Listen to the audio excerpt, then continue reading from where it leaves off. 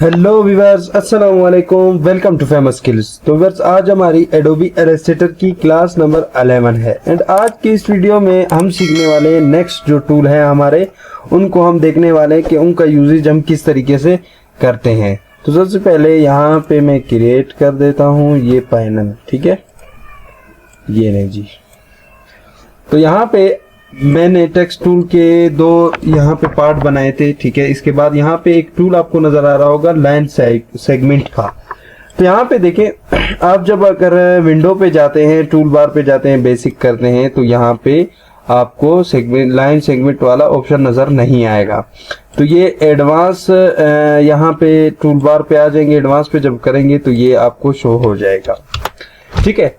अब इसका काम क्या है, ठीक है, ये सिंपल लाइन सेगमेंट टूल है, ठीक है। इससे सिंपल आप लाइन ड्रा कर सकते हैं, देखिए इस तरीके का लाइन आप ड्रा कर सकते हैं। मैं यहाँ पे इसको सबसे पहले डिलीट कर देता हूँ, आउटलाइन इसको मैं दे देता हूँ ब्लैक सा, देन ओके करता हूँ। अब जब मैं इसको शिफ्ट के साथ ड्रा करता हूँ तो देखो ये एक लाइन ड्रा हो गया है, ठीक है, ये देखें।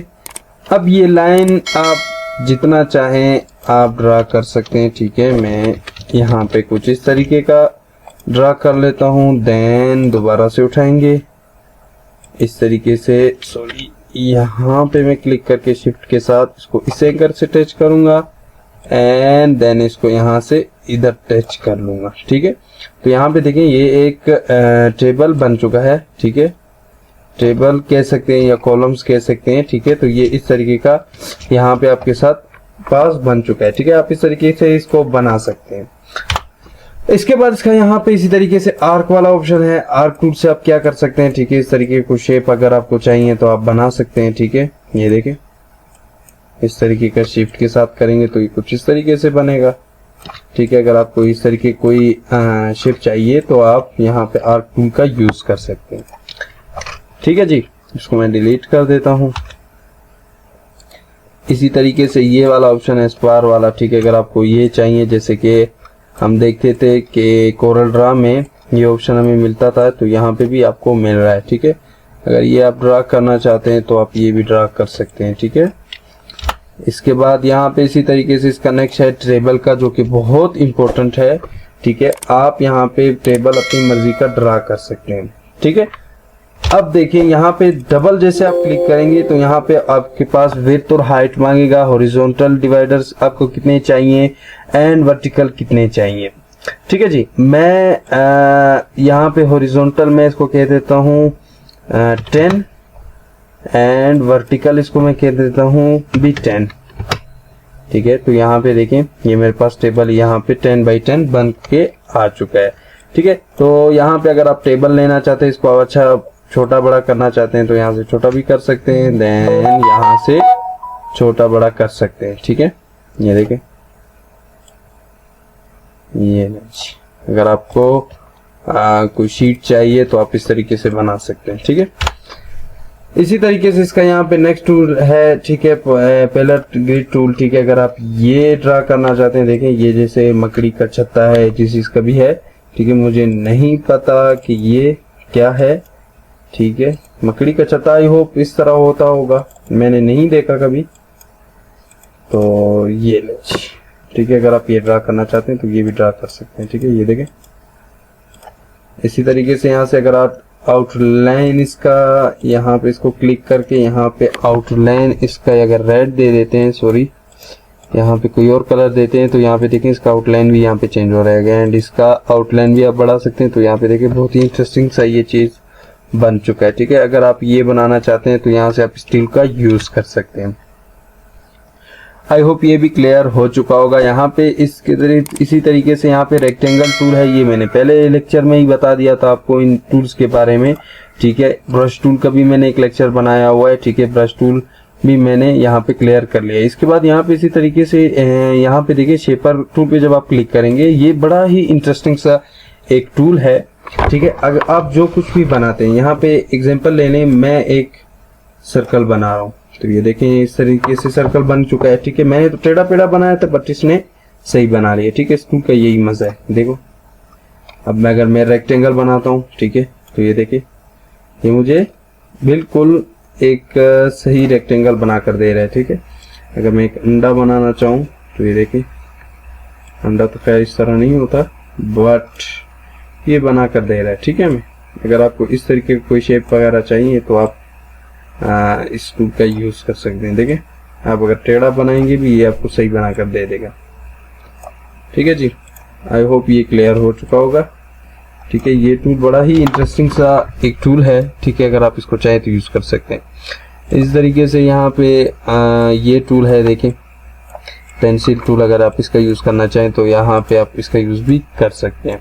ठीक है, ये छोटे छोटे टूल हैं, ये आप देख लें। ठीक है, अगर आपको समझ नहीं आता कोई टूल तो आप मुझे कमेंट सेक्शन में बता सकते हैं, मैं आपको बता दूंगा। इसके बाद यहाँ पे देखें इरेजर टूल है, जब आप इसमें क्लिक करके रखेंगे ये सारा आपको बता रहा होता है इरेजर टूल। ठीक है, ये देखें, अब यहाँ पे मैं एग्जांपल लेने में एक शेप ले लेता हूँ। ठीक है, मैं इसको कलर दे देता हूँ, ये ले जी रेड कलर हम दे देते हैं। ठीक है, अब यहाँ पे देखें मैं इसको इरेज करना चाह रहा हूँ। अब यहाँ पे जैसे मैं इरेज करता हूँ, देखें अब यहाँ पे देखें इरेज जब मैंने किया, ठीक है, मैं जैसे सिलेक्शन टूल को ये क्लिक करता हूँ तो यहाँ पे देखें ये एक अलग सा यहाँ पे एक शेप बन चुका है। ठीक है, अब यहाँ पे अगर मैं इसको इस तरीके से करता हूँ, ठीक है, सॉरी यहाँ से, ठीक है, तो ये देखें ये एक अलग शेप बन चुका है। ठीक है, ये देखें यहाँ से ये कट चुका है। ठीक है, अगर आप इस तरीके का कोई शेप बनाना चाहते हैं तो ये बना इस टूल का आप यूज कर सकते हैं। ठीक है, ये देखें अब ये कट चुका है। ठीक है, अगर आप इसको काटना चाहते हैं यहाँ से, ये ठीक है, तो ये देखें ये इस तरीके से आप इरेजर टूल का यूज कर सकते हैं। ठीक है, तो ये छोटे छोटे टूल्स हैं, ये मैं आपको बता रहा हूँ। ठीक है, इसके अलावा यहाँ पे देखें नाइफ टूल है, आप नाइफ टूल का भी यूज कर सकते हैं, ये भी सिंपल है। ठीक है, अब आ जाते हैं हम अपने रोटेट टूल पे, जो कि बहुत ही अहम है। ठीक है जी, यहाँ पे एग्जांपल ले लेता हूँ, मैं एक एलिप ले लेता हूँ। ठीक है, यहाँ पे एक एलिप ले लेता हूँ। अब ये देखें ये 360 सेंटीग्रेड है। ठीक है, एंड यहाँ पे अगर मैं एक स्टार लेना चाहूँ, मैं स्टार ले लेता हूँ जी इसके यहाँ पे। ठीक है, ये ठीक है, थोड़ा सा हम इसको छोटा कर देते हैं। ठीक है, अब यहाँ पे मैं क्या चाह रहा हूँ कि इसका कॉपी बना लूं। ठीक है, इस तरीके से रोटेट बना लूं। तो सबसे पहले यहाँ पे मैं कैलकुलेटर ले आता हूँ, ये।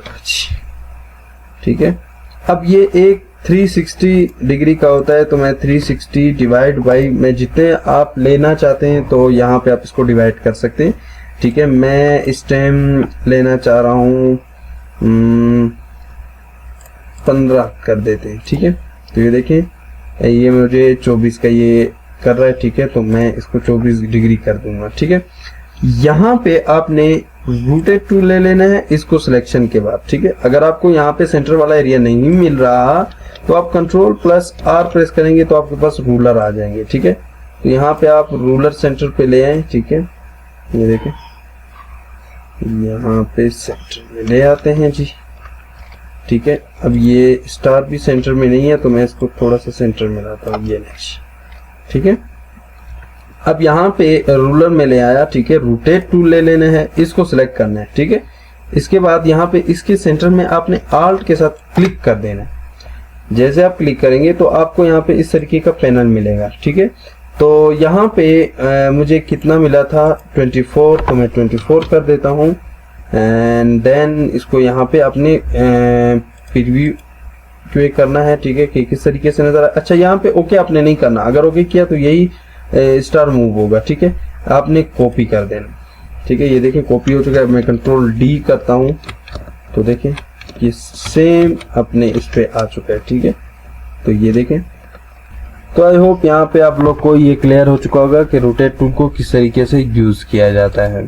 ठीक है, इसके अलावा ये रिफ्लेक्ट टूल है। ठीक है, अगर आप इसका यूज करना चाहें तो आप कर सकते हैं। ठीक है, आई होप यहाँ तक आप लोग को क्लियर हो चुका होगा। मिलते हैं अपने नेक्स्ट लेक्चर में, अपना ख्याल रखिएगा। अल्लाह हाफिज।